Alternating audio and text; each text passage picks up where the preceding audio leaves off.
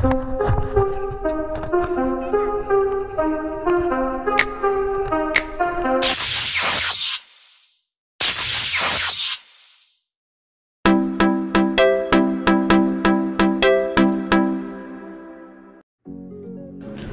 good day mga masters. At sa araw na to ay tutuloy ko ang aking DIY fish bin sa paggawa mga masters.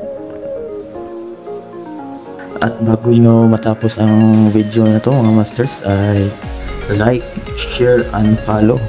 Yan, masaya na ako yan mga masters. At maraming salamat.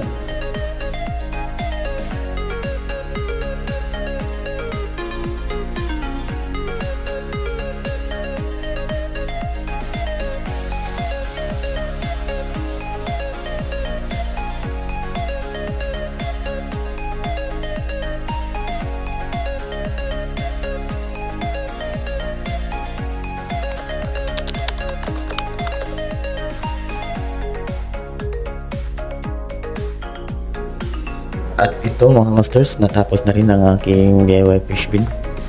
Yan mga masters, kahit marami na tayong kalyo mga masters, okay pa rin yun. Kasi may na-accomplish na ako mga masters. At yun lang, mga gandang araw sa lahat.